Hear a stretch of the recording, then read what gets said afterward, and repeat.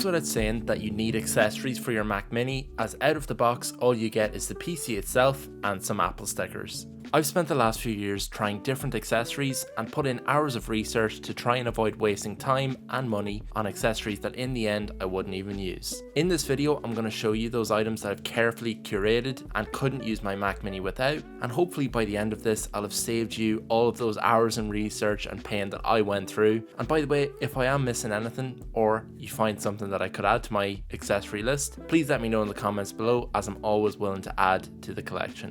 Let's get right into it. We'll get started with the real essentials, non-negotiables, and then we'll move on to the nicer to have items. First, I needed a great monitor. I went with this 28-inch Lenovo 4K panel.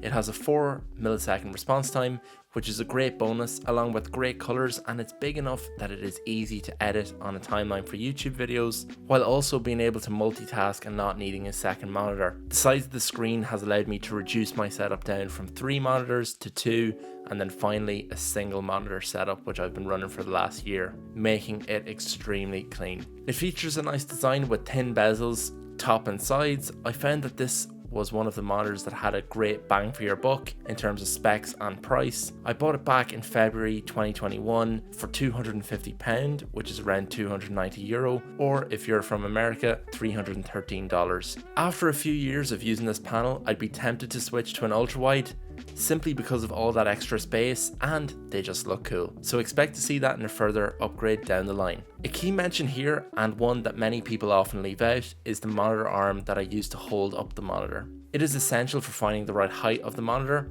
and ensuring I'm not slouched over at my desk 100% of the time. And what's the point in having a great ergonomic chair or desk if your monitor is at the wrong height? It completely goes against the whole thinking. This is just a generic one from Amazon that you can clamp to the table. They are really affordable, and I'd recommend you go pick one up if you haven't already. There are also assisted ones which you can get that are gas assisted and are super easy to adjust on the fly, and they support a great amount of weight, so you can get an ultrawide on there. Moving on to the keyboard. This is another one of those non-negotiables, as the Mac Mini doesn't come with anything out of the box. I have a few keyboards I use with the Mac Mini, and we'll start with this, which is the Space Gray Magic Keyboard. Unfortunately, it was before the time when they had the fingerprint recognition integrated into the keyboard, and that's a feature I have very much gotten used to on my new M3 MacBook Air. But anyway, this is the full-size keyboard, and it is featured in one of my previous videos on Apple products that I regret buying, so check that video out if you're interested in knowing why. Along with this keyboard, I also have this Rocat Magma. It is also a full-size keyboard, and it's membrane based, so it doesn't have any mechanical switches, and normally I would be opposed to this and I'd opt for a mechanical variant, but I wanted something particularly for use with work that was quiet, cheap, and really just did the job. I got it on sale for around $50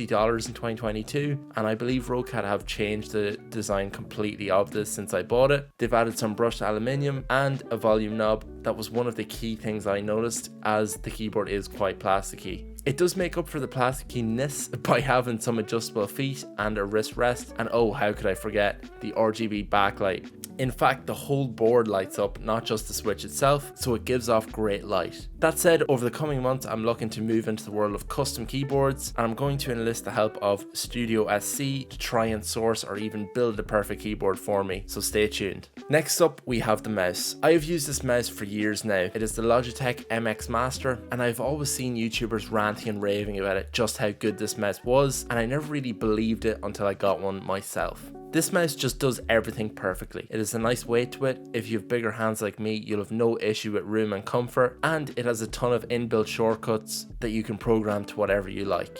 I'm not the biggest fan of the finish, but there are a lot of new models out now, and I believe they have added more colorways to their offering, and in reality you're never really going to look at the finish. Your hand is covering it 90% of the time. It also may be on the pricier side of mice, however, you really do get what you pay for, and along with having this for years, the huge win for me is the fact that the battery life lasts for months without exaggeration. It is also super easy to switch between devices. For example, I have the USB dongle plugged into my work laptop, and then I connect via Bluetooth to the Mac Mini. It's a simple press of a button on the bottom to switch between the two. I'd highly recommend this to anyone with a Mac Mini, or any PC for that matter. Now, you can't have a good PC experience without having a great mouse mat. I have this extended Razer mouse mat I picked up, and it works as expected. You don't need anything crazy, just make sure it has enough room for you and is soft to the touch. I find that the mouse pads used for gaming are more friendly if you're like me and somehow move around the table when working on your desktop. It's also important that you get a mouse mat that won't interfere with your mouse sensor. I've had some mouse pad combos that result in the sensor not registering movement at times. It's not a widespread problem and it's very niche, but it's just something I thought I'd mention that you can keep in mind. Moving on to a key essential to my Mac Mini setup, and that is this USB-C dongle. This is one from Zoomping. I have no idea if I'm pronouncing that correctly. It looks like a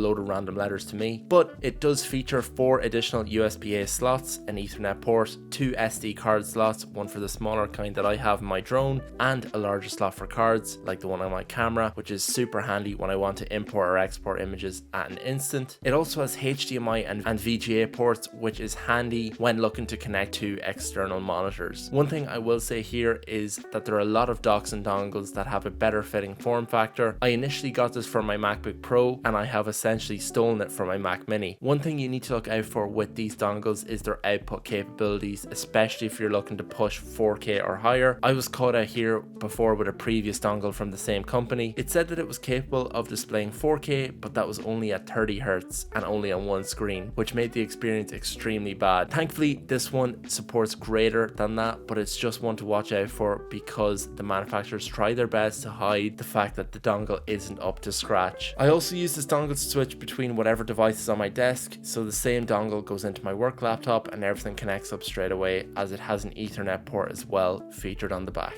One cool feature that it also has is a pass-through for AUX, so you can connect your headphones directly here if you have another pair. I don't use it personally, but it is still there. Now we'll talk about another essential feature for me, but it also falls into that nice to have category that I mentioned initially, and that is audio. The Mac Mini does come with some internal speakers, but they're nothing to write home about at all, and I certainly don't fancy watching films using them. For that reason, over time I split my audio into speakers, a great headset, and finally a few wireless options. For the speakers, I'm using the Razer Namo Chroma. I have these speakers a few years now and I have nothing but good things to say about them. They look cool on my desk and also have RGBs, so what's not to love? When I'm not looking to blast music or it's nighttime, I'll switch to either my Beyerdynamic DT770 Pros or a wireless option being my AirPods Pro. I've only recently bought the AirPods Pro and I have to say I'm enjoying them thoroughly. I may have to do a video on these in a few months once I've got a handle on all the features. That said, I find myself drawn back to the Beyerdynamic Studio headphones as the quality of sound and overall comfort is very difficult to match. They are in 2 completely different leagues, so it is to be expected. I also still have to get an amplifier for this headset. They're 80 ohms, so it will benefit greatly from an amplifier, and I have mentioned in a previous video that I will get an amp at some point, so I need to get on that ASAP. There are also a load of other accessories you can get.